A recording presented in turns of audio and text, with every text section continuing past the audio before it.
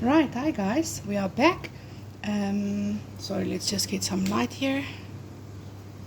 That's a little bit better. Today we are going to have a look at identities. It is on page 8 in your booklet.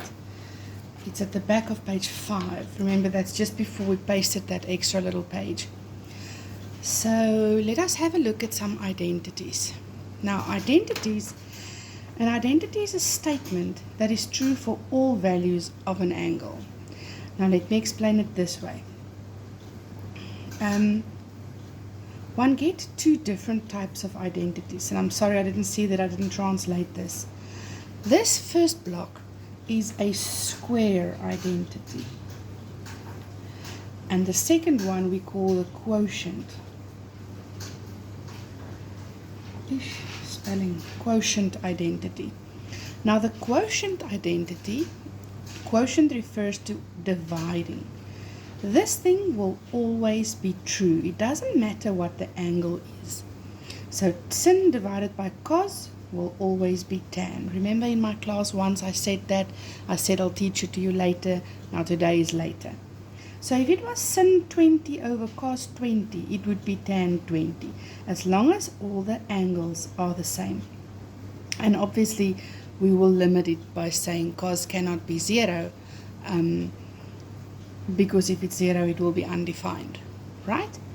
Now, this identity will also work if there's, for instance, sin square over cos square. You will have tan square. So this quotient identity, the tan identity, it's very versatile. It can be sin x over cos x equal tan x. It can be sin square over cos square equal tan square. It can even be sin 20 over cos 20 equal tan 20. You know, it's open for a lot of different options. But the squared identity, it's not so versatile. It will have to be sin square plus cos square is 1. You cannot in this one remove the square, but it can flip a little bit, where this one can't really. In this one, if I for instance want to get sin alone, if I take the plus cos square and I take it to this side, I will have sin square x alone. It'll be equal to 1 minus cos square. Or if I wanted to get the cos square alone and I took the sin square to this side, I will have 1 minus sin square. So this one can move around a little bit where this one can't. But in this one, the squared identity, you can never, ever, ever remove the square. This one, you can add squares and remove it as long as it's the same everywhere. But in this one, you can never remove the squares. I'm now going to do the examples that is on this page, but I'm not going to do it on the page. I think it's a little bit small. I'm just going to do it on my piece of paper, but you are welcome to do it on this page. Okay, page 8. Maybe just before I do that,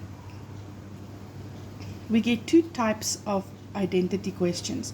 The one will say simplify, and that is, as we've got here, simplify the following questions. The second one will say prove the identities, and that is what we will have on page 9. We will go to that one just now. Let us first look at this first type saying simplify expressions.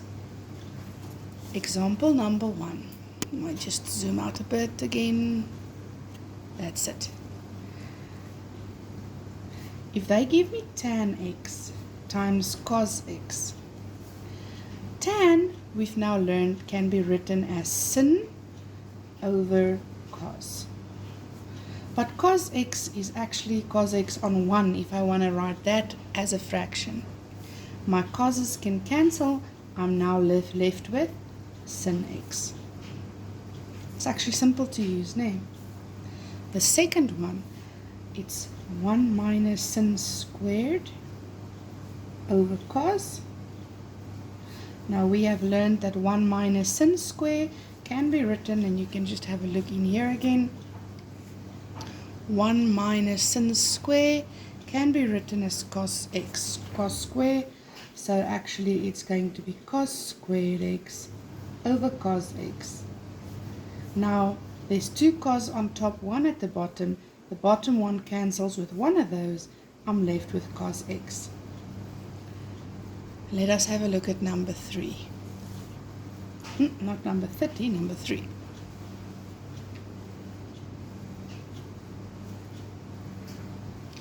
Right. I think I'm going to zoom in a little bit for us. There we go. This one,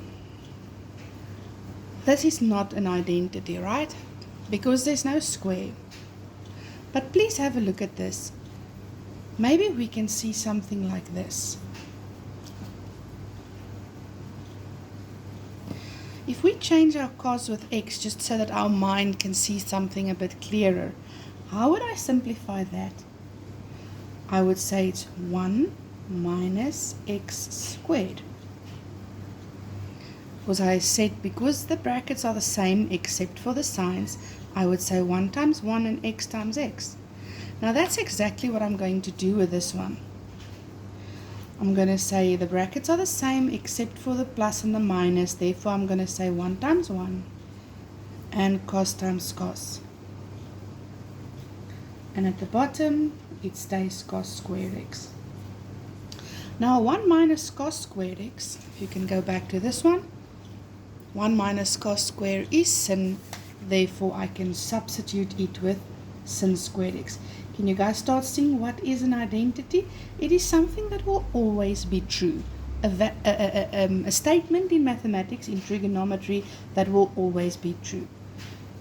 Okay, sin square over cos square can be written as tan squared x. Okay, now let us look at number 4.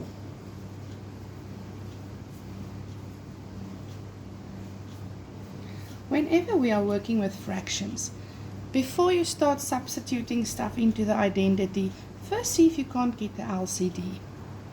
And that's exactly what I'm going to do.